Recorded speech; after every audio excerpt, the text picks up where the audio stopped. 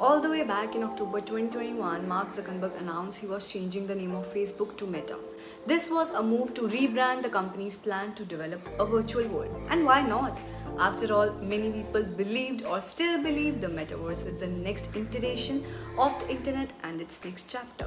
It's a single shared virtual world where people could live, shop, work, learn and interact as digital avatars, all from wherever a person is comfortable. Here, you are not viewing the internet, you are in it.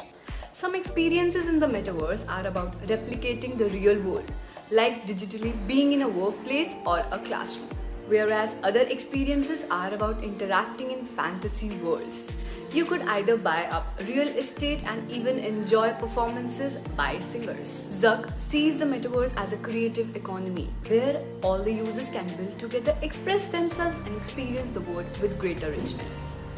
Many Metaverse supporters believe that it would, for better or for worse, shape education, work, communication and entertainment. Speaking of words, there have been disturbing accounts of females being virtually sexually assaulted and harassed by multiple avatars in the Metaverse. When a user is touched by another user in the Metaverse, the hand controllers vibrate. That would create a disorienting and disturbing physical experiences for people who enter the Metaverse. In 2021, a research non-profit found that Meta's VR Chat, which is a virtual platform on its Oculus headset, has examples of racism, harassment, abuse, misogyny, and more. China's viral Metaverse app Jelly went offline after alleged reports of data malpractice. There are reports of avatars harassing others and misleading people, even stealing crypto tokens.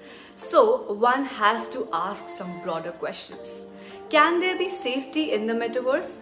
Some say the Metaverse is not as popular as it should be. Other examples like Apple releasing the Vision Pro may mean the Metaverse may get more popular at a time when everyone is talking about AI. So if it does get more bigger, how safe would it be? User activity could generate a massive amount of personal data. In Web 2.0, which is our current digital ecosystem, companies rely on personal data on websites and apps to gather insights on consumers and better target their audience. With the tech used for accessing the Metaverse, there could be millions of data points. If someone is accessing the Metaverse, they would be using some headset combined with some wearable tech that could register psychological parameters like eye movements, breathing and heart rates. What you pick off shelves in the Metaverse could also be recorded. How long you look at the packaging and even if your pupils dilate to determine how engaged you are. This expands the opportunities for data to be leaked, especially since how personalized the Metaverse is meant to be. Speaking about the Metaverse, Zuck said that privacy and safety need to be built into the digital world from day one. But how that would be done seems to be a bit vague. So there needs to be strong management to foster the responsible collection and the use of data. How this data is handled and safeguarded could determine the engagement in this digital economy and how it could be successful for the masses. If Metaverse companies are plagued with these privacy and safety issues, they may have trouble onboarding users. There was criticism of Zuck's Metaverse avatar in Meta's VR game Horizon World for looking lifeless. But that could be developed and improved over time to make avatars look more natural and have authentic facial reactions. But that also means that without regulation, this could create emotional profiles for people to track how people react to various scenarios and potentially sell that to marketers. It's a damned if you do, damned if you don't movement for Metaverse companies. Because if they keep avatars lifeless, they would be criticized for not making it properly immersive. And if it's too lifelike, there would be concerns about tracking reactions. Users would also have to figure out in the Metaverse what's an authentic experience and what's targeted promo content from advertisers. This would manipulate user experiences. Social media platforms already have major issues dealing with hate speech, violence and abuse. Imagine the magnitude at a much broader scale since the Metaverse has an immersive component. It may be a good idea for metaverse companies to self-regulate. While AI could be harnessed to track misbehavior, it may be a good idea for these companies to put together teams to deal with gray areas, handle issues and solve complaints.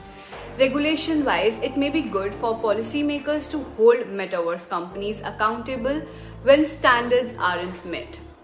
There's been a whole lot of good on the internet, what with tech offering tools for learning, playing, connecting and solving some of our biggest problems. But it's also a hub for misinformation, abuse, violence and exploitation. With the metaverse scaling up and trying to be the next iteration of the internet, the need for improving digital safety is imminent. Both Microsoft and Meta had launched anti-harassment protections. For Microsoft and its all-space VR platform, the goal was to make VR commonplace in its collab tools for business.